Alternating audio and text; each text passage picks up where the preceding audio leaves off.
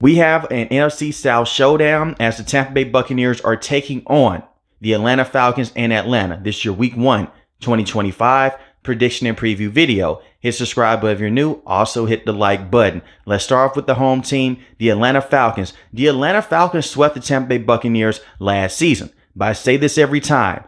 Every season is a different season. When you swept the Tampa Bay Buccaneers last year, Kirk Cousins was a starting quarterback for both of those encounters. The last 3 games of last year, you went with Michael Penix Jr., and Michael Penix Jr. did perform exceptionally well. He needs to come out in this game. He needs to set the tone early on. You have Bijan Robinson, one of the best running backs in the NFL. Run this offense through him. The one thing that Coach Robinson did a phenomenal job of as the games went on last year, they continued to get more and more comfortable with their backfield with Bijan Robinson, and the same with Tyler Algier. Tyler Algier is a very good running back in terms of being that power back in goal line situations. And you're going to need him to have a huge impact in this game. Bijan Robinson, he has a lot of power, but he's a more explosive running back. When you go against Tampa Bay Buccaneers, since Todd Bowles has been the defensive coordinator, that's back many years ago when they had Bruce Arians as the head coach. And most definitely since Todd Bowles has become the head coach, he has produced some of the best rushing defenses in the NFL within this time period. But that still should not discourage the Atlanta Falcons from going out there and running the football and giving Bijan Robinson the football out of the backfield, even as a wide receiver. On the outside, you have Drake London, you have Darnell Mooney. Darnell Mooney can stretch the field. He can be that deep threat, and we got to see that last season, especially when he's fully healthy. Drake London is one of the best 50-50 ball wide receivers in the NFL. And the one sore spot last year with the Tampa Bay Buccaneers was their secondary. So if you work off of play action, it'll give Michael Penix Jr. more time inside the pocket, and he can dissect the defense of the Tampa Bay Buccaneers. And once again, we got to see MPJ do that last year against the Washington Commanders, the same against the New York Giants and the Carolina Panthers. He only threw 1 interception. That was his fault last year.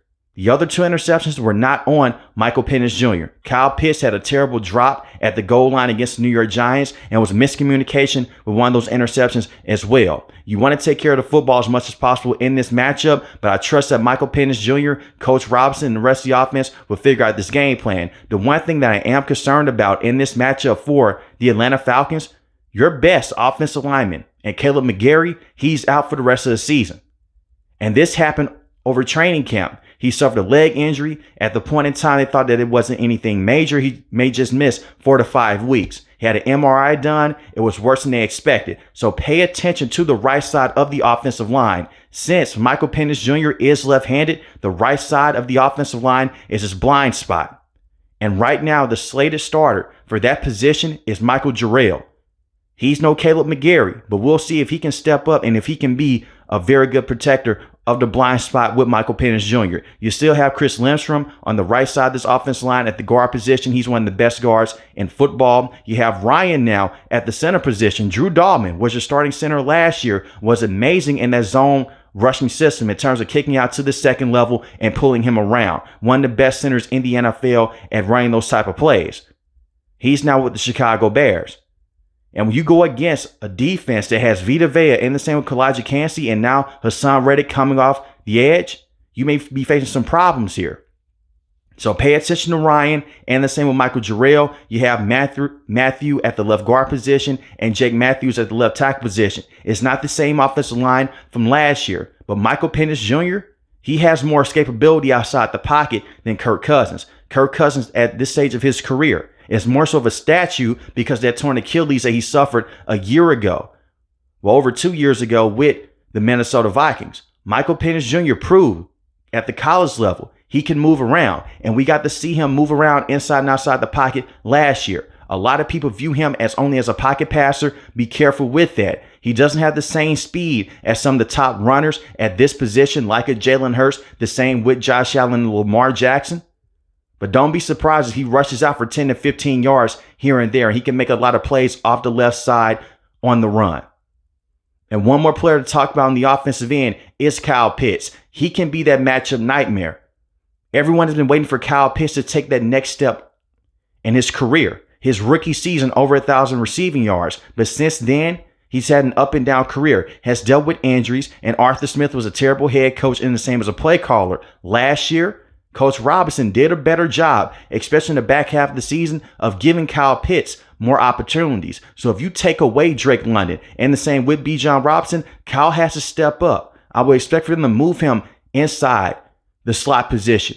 And we've seen the Atlanta Falcons do that, to give him those one-on-one opportunities with linebackers, line him up at the tight end position. That's his natural position. But be on lookout for Kyle Pitts in this game. I expect a high-scoring affair if the offensive line can protect Michael Penix Jr. up front. And even if they can't, Coach Robinson has done a very good job in the past of moving quarterbacks out, play action bootlegs, and getting the run game going with Bijan Robinson, and the same with Tyler Algier. But the biggest thing that I am concerned about would be the offensive line at the center position and the right tackle position. As far as the defense here, the defense for the Atlanta Falcons, the Achilles heel with this organization for so many years now, has been pass rush. You go out in the first round. Not only did you draft Jalen Walker, who was a phenomenal player at Georgia, you also go out there and you bring in a phenomenal defensive end in James Pierce Jr. Be on lookout for the rookies in this matchup. And they're not just solely depending on those rookies to make big time plays in this game against Baker Mayfield and crew. You bring in Leonard Floyd. Leonard Floyd is coming off a very good year with the San Francisco 49ers. Now, granted, he got to play alongside Nick Bosa, but 8.5 sacks, 1 forced fumble, he can give you a lot of production off the edge. And that's the key here. You have to find a way to neutralize Baker Mayfield and his passing attack. Chris Godwin is out for this matchup, and they have a brand new offensive coordinator and Josh Grizzard. But at the same time, you have Mike Evans to worry about, Emeka Egbuka, and this offensive line mixed in with those running backs that they have. You cannot let the Tampa Bay Buccaneers go out there and gash you over and over again. They'll use time possession to their advantage. And when Baker Mayfield is red hot, he's easily one of the best quarterbacks in football. But it starts with that pressure up front. You had Jimmy Lake as a defensive coordinator last year. He's no longer here. You're now bringing in Coach Brick, who's a former defensive coordinator with the New York Jets and interim head coach from last season. And he has also been with the Atlanta Falcons before as a defensive coach. The one thing that he's known for is generating a lot of pressure. But I'll look at Jalen Walker in this matchup just being that Swiss Army knife. Very good in coverage, can cover tight ends in space and cover running backs out of the backfield. But this is the one thing with Jalen Walker. He is undersized, but don't hold that against him. He can get to the quarterback on a consistent basis. Look at the games that he had at Georgia, and the same with James Pierce Jr. coming out of Tennessee. If they can get these young edge rushers going out there over and over again, they can pin their ears back and they can stop Baker Mayfield. You're cooking with something there. But once again, it's going to be a tough task because you're going against so many great offensive players. Jesse Bates is still one of the best safeties in football. And I expect for the Atlanta Falcons to go out there and play a lot of press man coverage up front and to be aggressive. If we go back to what they did a few years back before they hired Raheem Morris as their head coach, they did a phenomenal job up front with those cornerbacks, just pressing up at the line of scrimmage, getting that pressure, scheming up the pressure, and finding ways to come away with turnovers. And that's when we got to see Jesse Bates be at his best. And even with the Cincinnati Bengals many years ago. But I'll play the secondary through Jesse Bates and the same with AJ Terrell. They're easily some of the best defensive players on this roster. Divine Diablo is also sitting very nicely at the right linebacker position, and Caden Ellis is just a phenomenal linebacker in terms of just being a tackler and getting to the passer. You have so many edge rushers right now that can come off the edge and just give you something different. And this is something that the Atlanta Falcons have not had in a very long time. And be on lookout for Rook Ororo. They selected him in the second round, coming out of Clemson a year ago. They're expecting for him to take that step forward because you moved off of Grady Jarrett. Now he's with the Chicago Bears. So they expect for Rook and David Onyemata to hold things down in the interior of this defense. The rest of the players, you have Billy Bowman playing at the nickel position. That should be fun. And the same with Xavier Watts at the safety position. This is a deep secondary. And Raheem Morris has been known to be a very good defensive mind. This is year 2 with him now being the head coach of the Atlanta Falcons. The pressure's on. And I always say this in the division matchups, even though it is week 1, these are going to have huge implications down the line in terms of having that extra win in your pocket. If it comes down to a division tie, they're going to go off of one of those wins. And the Atlanta Falcons, once again, you swept the Tampa Bay Buccaneers last year. Things just went out of hand on the back half of the season because of the injury with Kirk Cousins. But it is officially a new era for the Atlanta Falcons. Now let's talk about the Tampa Bay Buccaneers here. Win the division once again last year. Part of the reason why you got swept by the Atlanta Falcons last year was because of the injuries with your secondary, and you cannot take the football away. Let's talk about the defense here before we get into the offense. Defensively, Vita Vea's fully healthy as I record this video. The same with Kalijah Kancey. You bring in Hassan Reddick, who is coming off a terrible year with the New York Jets. But everyone last year had a bad year with the New York Jets. Just a bad organization and just bad things going on all around you. They fired their head coach. There was so many things going on. Hassan Reddick held out for the first couple weeks of the regular season and training camp. We got a full training camp with this team. Hassan Reddick on the outside should cause a lot of damage playing with these defensive linemen, and the same with Yaya Diaby. Pressure is going to be your thing here. Make Michael Penix Jr. uncomfortable. I'm not worried about the Russian defense here. It's easy to stop the run when you have Vita Vea, one of the best defensive tackles in the game, and you have Kalijah Kancey. Two monsters in the interior of this defense. But you have to put a lot of pressure on MPJ coming off the edge. And now you have a sore spot with the Atlanta Falcons on the right side of the offensive line. Test out Michael Jarrell early and often. And this is the one thing that Todd Bowles has done a phenomenal job of in the past. And it has hurt him as well. He sends a lot of blitzes. You may want to dial back off of that. If you can generate a lot of pressure up front and you don't have to blitz, you can put an extra defensive back on the field. But play that by ear. If Michael Penix Jr. is going out there and he's dissecting your defense over and over again, give him different looks. Todd Bowles cannot just constantly go out there and blitz him if Michael Penix Jr. is killing them with the blitz. And we've seen Todd Bowles do this so many times in the past. So dial back from that. Just play more coverage on the back end and trust your safeties. Antoine Winfield was dealing with injuries last year. Hamstring injury. He missed a game against the Atlanta Falcons. He's one of the best players on this roster. Easily one of the best safeties in football. I expect for him to have a massive impact in this game. Take away Darnell Mooney moving deep down the middle of the field. I would trust him one-on-one and shallow coverage if Darnell Mooney's taking the top off. It was so many plays last year where Darnell Mooney is being that decoy wide receiver. And next thing you know, underneath is Drake London. Underneath is Kyle Pitts. And the same with Hodge. That's why they had that game-winning loss against Kirk Cousins Thursday Night Football, to where he had a ridiculous stat line. He had over 500 passing yards. So that's the thing here. Make sure that you do not get killed by Michael Penix Jr. and his arm. Take that away from him, those deep shots, and make life hard on him up front with giving different twists and different stunts. And that's the one thing that Todd Bowles has done a very good job of. Levante David is still holding things down as being one of the best linebackers in the game. I know that he's in his mid to late 30s right now. He's still playing like he's 23, 24 years old. Tyke Smith, very good player in the secondary, and the same with Zion McCollum. And be on the lookout for Benjamin Morris. He is questionable for this matchup, but it's the reason why I selected him in this year's draft class. Coming out of Notre Dame, he was their best cornerback last year. And that's one more thing I want to get into. You can play a lot of press man coverage if you have a healthy secondary. If those players are not fully healthy and you're thin in the secondary, I'll go away from that. I'll go with more zone coverage, but it really comes down to that front seven and can they put enough pressure on Michael Penix Jr. and slow down that rushing attack with Bijan Robinson and Tyler Algier. Far as the offense here, like I mentioned before, Liam Cohen is no longer your offensive coordinator. That doesn't bother me as much as it may bother other people. Baker Mayfield has dealt with this in the past with the Cleveland Browns, so many different coaching staffs.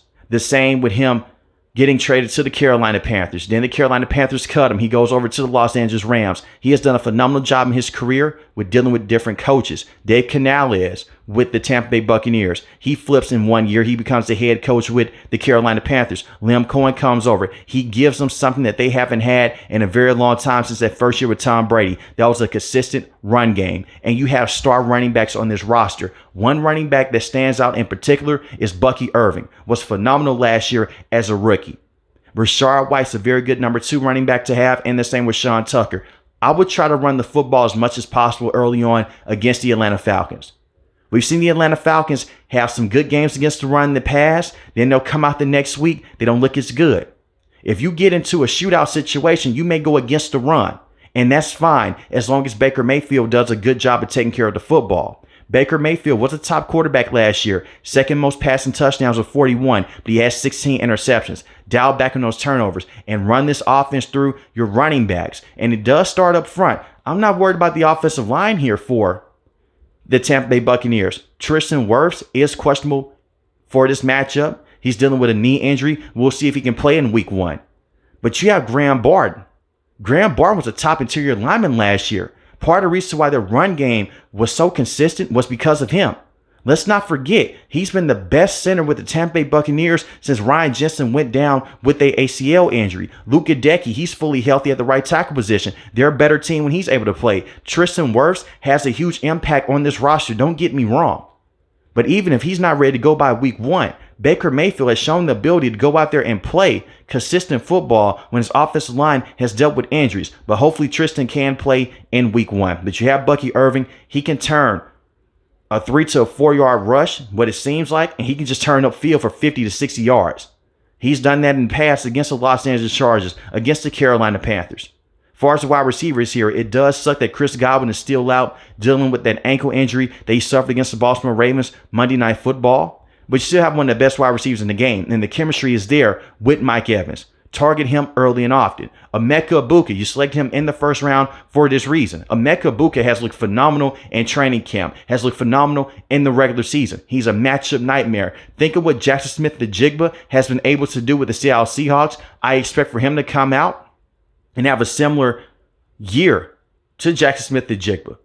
Just a very good and consistent slot wide receiver. And when Chris Godwin is fully healthy, this is going to be one of the best passing attacks in football yet again. But even without Chris Godwin, you're still deep at the wide receiving position. Sterling Shepard, there's a lot of chemistry there. Now, I'm not saying that Sterling Shepard is a top wide receiver on this roster, but he has that chemistry with Baker Mayfield dating back to their friendship and their playing days at Oklahoma. Cade Otton is still holding things down at the tight end position. Now, Jalen McMillan, he's out. He's on IR dealing with that neck injury. And you have Tez Johnson. Do not sleep on Tez Johnson. But the 2 top targets right now is Mike Evans, Emeka Egbuka, and then I'll slide in Cade Otton as a number 3 target. But you can run this offense through your running backs, and this is something that we got to see Liam Cohen do last year. We'll see how the offense looks with Josh Grizzard, but he was on this coaching staff helping orchestrate plays with Liam Cohen. But you have Bucky Irvin once again, Sean Tucker, Rashard White. You can pass those running backs to football. They all give you something different. This is a tough game to call because it is week 1. At the same time, so many offensive stars on the field. With that being said, I am going to take the Atlanta Falcons to win this game 33-27. But let me know in the comment section below, who do you have winning this game? The Tampa Bay Buccaneers or the Atlanta Falcons? If you're new to the channel, hit the subscribe button. If you like the video, hit the like button. Most importantly, I want each and every last one of you guys stay safe, stay positive. Thanks for the video, guys. God bless.